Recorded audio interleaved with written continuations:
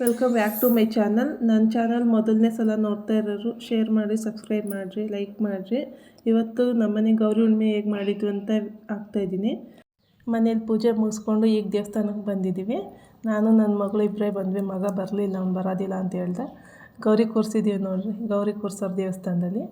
ಈ ಗೌರಿಗೆ ಸಕ್ಕರೆ ಆರತಿ ತೊಗೊಂಡು ಬಂದು ಆರತಿ ಮಾಡ್ಕೊಂಡು ಹೋಗ್ಬೇಕು. ನನ್ನ ಮಗಳೂ ರೆಡಿಯಾಗಿ ಬಂದವಳು ನೋಡಿರಿ.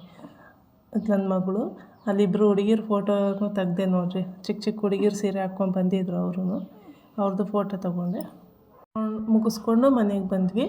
ಬಂದಮೇಲೆ ಮನೇಲಿ ಹಿರಿಯರು ಮಾಡಬೇಕಿತ್ತು. ನಮ್ಮ ಅತ್ತೆಯವ್ರು ಆಗಲೇ ಮಾಡಿರಲಿಲ್ಲ, ಭಾಳ ದಿನ ಆಗಿತ್ತಂತೆ ಮಾಡಿ. ಈ ವರ್ಷ ಮಾಡೋಣ ಅಂತ ಮಾಡ್ತಾಯಿದ್ದೀವಿ. ನನ್ನ ಮಗಳು ದೀಪ ಹಚ್ಚೋಕ್ಕೆ ಎದುರ್ತಿದ್ದಾಳೆ ನೋಡಿರಿ. ಆದ್ರೂ ಹಚ್ಚಿದ್ಲು, ಅವಳೇ ಫಸ್ಟ್ ಪೂಜೆ ಮಾಡ್ತಿದ್ದಾಳೆ. ನಮ್ಮ ಅತ್ತೆಯವ್ರಿಗೆ ಬರೋ ತನಕ ಕಾಯ್ತಾಯಿದ್ರು ನಮ್ಮ ಅತ್ತೆ ಮಾವ.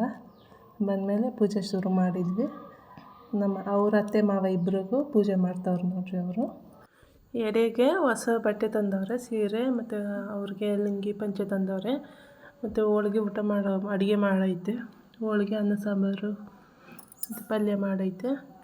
ನನ್ನ ಮಗಳು ದೀಪ ಹಚ್ಚೋಕ್ಕೆ ಎಷ್ಟೊತ್ತು ಮಾಡ್ತಾಳೆ ನೋಡಿರಿ. ಅವಳು ಪೂಜೆ ಮುಗಿದ್ಮೇಲೆ ಈಗ ನಮ್ಮ ಅತ್ತೆ ಪೂಜೆ ಮಾಡ್ತಾವ್ರೆ ನೋಡಿ. ಕಾಯಿ ಹೊಡೆದು ಪೂಜೆ ಮಾಡ್ತಾವ್ರೆ ಅವ್ರು ಪೂಜೆ ಮುಗಿದ್ಮೇಲೆ ನಾನು ಪೂಜೆ ಮುಗಿಸ್ಕೊಬಂದೆ.